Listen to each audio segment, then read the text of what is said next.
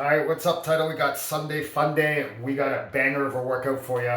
We got this chipper, okay? A lot of high-skilled gymnastic movements in there, mixed with some running and a a barbell movement. Right it is. RX 4-time, 400-meter run, 50 sumo deadlift high pulls, 55, 75 pounds, respectively.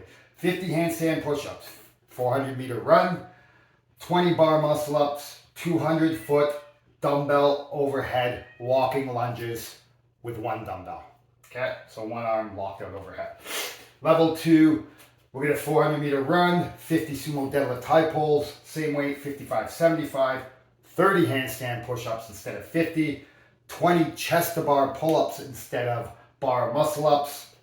So there's a run before that, 20 chest to bar pull-ups, and then 200 foot of walking lunges with a same weight, 35 and 50 pounds, single dumbbell. Level 1, 400-meter run, 30 sumo deadlift high pulls, 35 and 45, 30 pike push-ups, run, 20 jumping chest to bar pull-ups, and then overhead walking lunge with a 15 or 20 pound plate. Or sorry, not plate, dumbbell. All right, so a couple things you want to think about in this workout. 20-minute time cap. Okay, we should be able to finish under that 20 minutes if we're scaling appropriately, if we need to scale. Okay, one of the things that's going to keep you on track is these big numbers, 50, 50, and then the 20 bar muscle ups. In regards to if you're doing chest to bar pull-ups, it doesn't matter.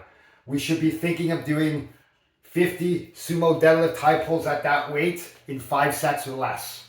Okay, let's make sure that that back goes nice and flat and arched as we're hinging over. We want that rounded back. It tends to happen where we're moving quickly in the sumo deadlift high pull. Make sure that that bar is coming under your chin with your elbows up nice and high. This doesn't count. That's not a sumo deadlift high pull. Okay, so make sure those elbows are coming high and outside. 5 sets or less for the sumo deadlift high pull. So if you do sets of 10, we're good. Start off with a set of 20, we're good, right? Just try to keep it to that. It's going to keep you on track throughout this workout. Handstand push-ups, same thing. Maybe start out with a big set if you're like a fire breather on handstand push-ups, and then pick away, but just make sure we're trying to get them done in 5 sets or less.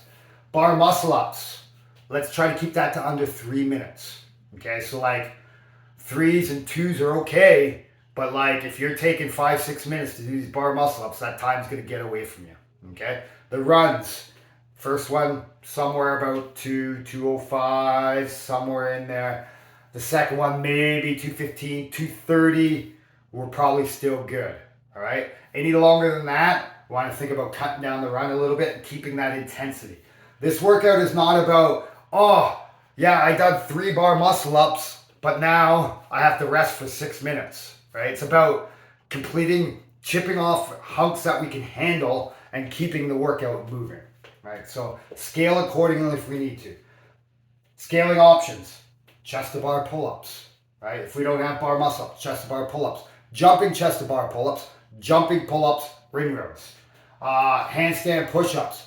If we're doing handstand push-ups, great, and then we start just going, things start going down slowly, or hell in a handbasket. Let's think about just getting on pike push-ups and finishing that. 50 reps of pike push-ups is very effective. Or 10 handstand push-ups, finishing 40 more pike push-ups is a great way to get that handstand push-up work in, right? If we're not running 400 meters, we're running something a little less, maybe 3, maybe 2, but we're pushing the pace, right? That's how this workout's gonna go. Now talk about the elephant in the room, the 200-foot dumbbell overhead walking lunge. That arm shouldn't look like this when we're overhead. It should be, so I have a short ceiling. Elbow locked out, biceps close to ear. That's going to be the most efficient way. If you're carrying the dumbbell, the dumbbell with a elbow or a bent elbow, you're using a lot of muscle and you're fatiguing yourself for sort of no reason. Try to get that arm to lock out best we can. You should be able to do 50-foot lunges on one arm before you have to switch. Okay, one arm's going to be harder than the other probably. Your non-dominant side might be a little bit harder.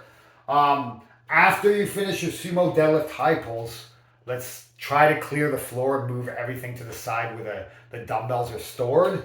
That way we can have the floor to lunge on afterwards because there's nothing in the middle of the floor except for people lunging on those overhead walking lunges. All right, guys? Great workout. Have some fun with it. Enjoy it. Chip away at it. Sunday Funday. Enjoy.